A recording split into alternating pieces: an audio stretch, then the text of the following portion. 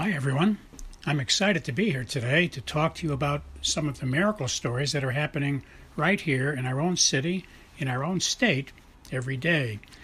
My name is Tony Kausha, and the title of our show is Tony's 50,000 Coincidence Miracles. Please note, this show is not about religion, and we're not trying to change anyone's religion, and we're not trying to get you to join any religion. It's just about miracle stories. I don't know of any religion on the planet that doesn't talk about miracles. That's why religions begin, because they have something that's telling them there's really a God. But we're not going to get into that. We're going to just talk about miracles and leave the decisions about all that up to you. So we don't care what religion you are. We just want to talk about miracles. If you are an atheist, I think you'll enjoy the program as well, although I can't guarantee you'll remain an atheist very long after you hear many convincing stories, coincidence kinds of stories about miracles. You can email me your own stories if you wish. We'll try to use all we can on the show. I can't guarantee we will, depending on volume and time, but you're welcome to send your stories on to us, and we will mention them when we can. You can send them to the following email address.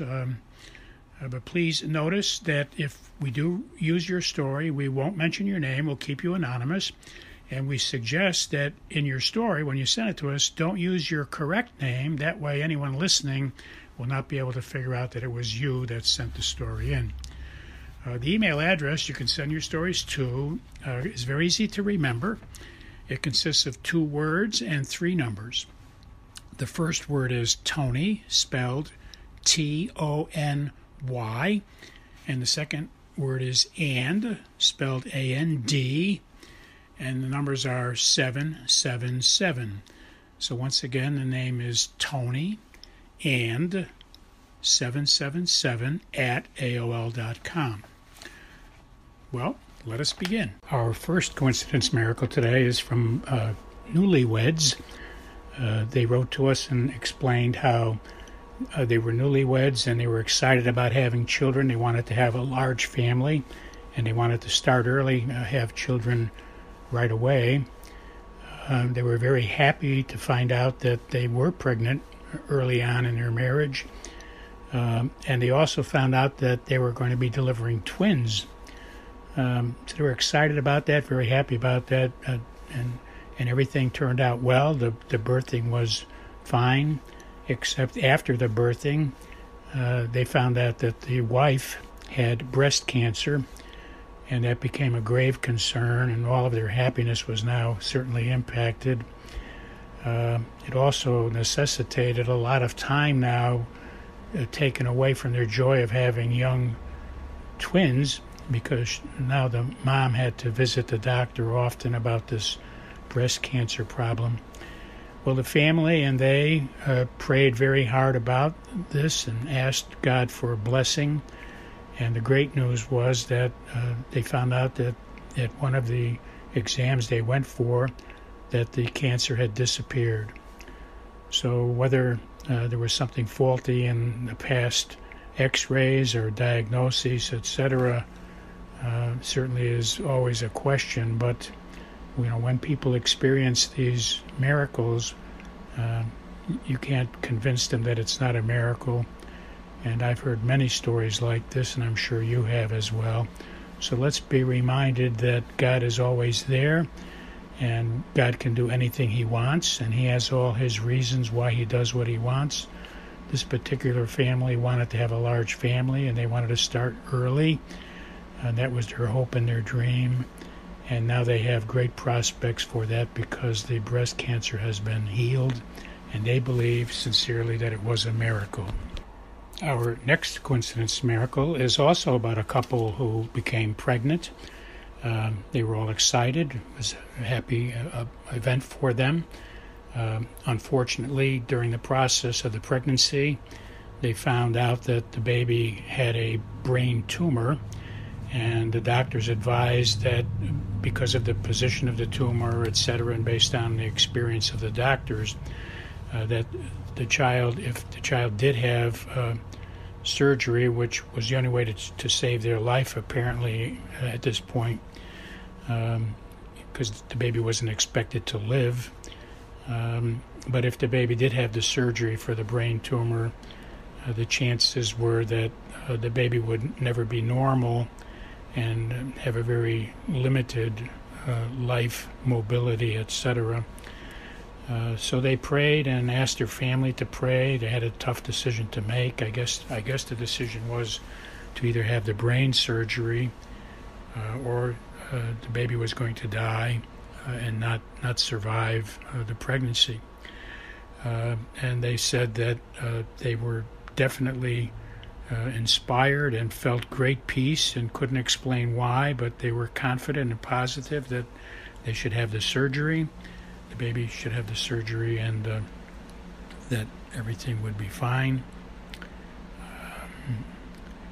So it turns out now that the baby grew up, at least through high school, has a very high IQ, has graduated high school with honors, and is now entered into college, and they see prospects for the young boy that was, the forecast wasn't good for him at birth, but the prospects for him now are very good. He's very normal, a regular person, plays sports, doing extremely well in school, and now has apparently a great future entering into college. Our next coincidence miracle story is about a woman who was part of a family who had a history of breast cancer in the family, and her older sister had developed breast cancer and unfortunately passed away. And before she passed away, she told this particular woman who was younger that because she had children, the younger sister had children and the older sister did not. The older sister said that she should not worry, the younger sister should not worry, because in her opinion she would be fine because she had children, whereas the older sister did not have children. She felt that her passing away was not going to be such a disaster in their family, and that was her attitude as she was passing away. The woman sharing the story with us felt that was a very important part of her story, and she believes her sister was helping her because the younger sister went for an annual physical after praying about, should she or shouldn't she for a while, but because of the family history, she went for the physical specifically to be checked also for breast cancer or any hints of that. And sure enough, she did find that she had indication of breast cancer. She went for several tests, and in the process they found that she had breast cancer in both breasts, and it required a double mastectomy, and a full restoration was her plan. So the doctors had planned a full restoration as well after a double mastectomy. And the doctors, after the process was over with, the doctors mentioned to her that, in their opinion, they thought this was a miracle based on many cases they had, that in this case, this woman had experienced a miracle. And the fact that she survived, and she did so well, and she had a full restoration. And this has been 5 years now, and she's been totally cancer-free. And she relates to us that not just because of the doctor's comments, but because of her faith and her strength during this process, and the fact that she was able to cope with all of the stress and anxiety that she went through. She's very, very confident that this was a miracle, and she feels her relationship with God now is closer than it has ever been because of what she went through during this process. Our next coincidence miracle is from a nurse who was diagnosed as being bipolar about 15 years ago, and she relates to us how she has learned a lot in this process. She was a nurse the whole time, and she now specializes in working with people who have bipolar. She has learned many things. She's been to many counselors, and she's helped many people. She has a life of prayer. She asks God for wisdom and directions.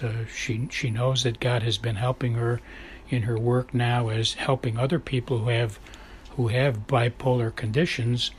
and she shared with us that she learned that there is a special strength, and she didn't know this at first, but over the years she has found in herself and other people who pray and who ask God for help, that they find a special strength in their condition of being bipolar, because they somehow have a different point of view of problems.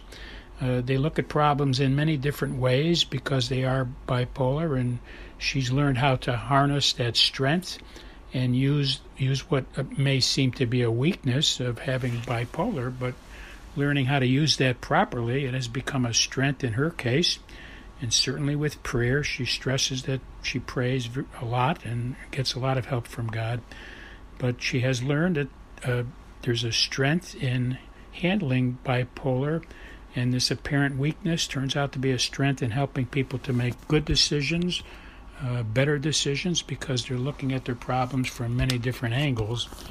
And so she's wanted us to share the fact that it can be a strength, and you just need to get to proper counseling, and that's very, very important. She stresses that people who have bipolar should make sure they're getting very good counseling on a regular basis, and talk to their counselors about using bipolar as apparent weakness, using it as a strength, because it enables people to get different points of view when they're making important decisions.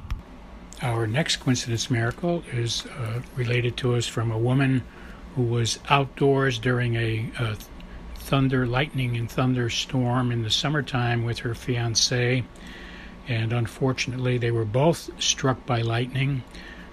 He passed away and she survived, and she's positive that she experienced a miracle in being saved because of the horrible story she tells of the experience and how he passed away, and it was totally miraculous that she survived at all because of what had happened, and changed her life. It greatly impacted her life. She had a 360-degree turnaround, a change of personality, etc., and her focus in life. She's become very much aware of the spiritual side of life, as she walks through life now every day, in the human form, in life, and dealing with all of the problems of living on the planet Earth. She's always mindful of this spiritual world. She prays now sincerely. She has a relationship with God. She knows that God exists.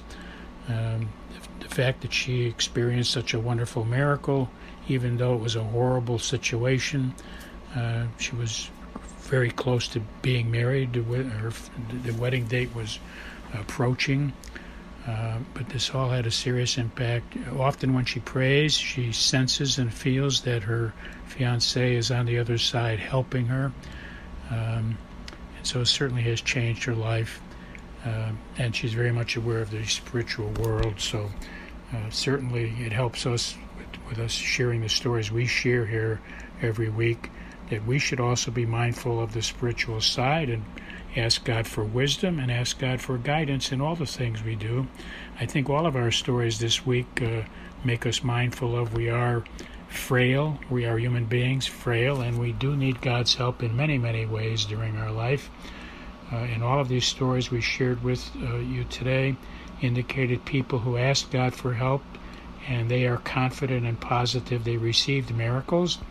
And that's why they shared their stories with us. And hopefully it's uplifting for all of us, and everyone who's heard about these miracles today will benefit. So remember to keep asking God to inspire you, and consider God as your best friend as you go through the next week. And hopefully you'll have miracle stories to share with us as well. God bless you all. I'll talk to you next week.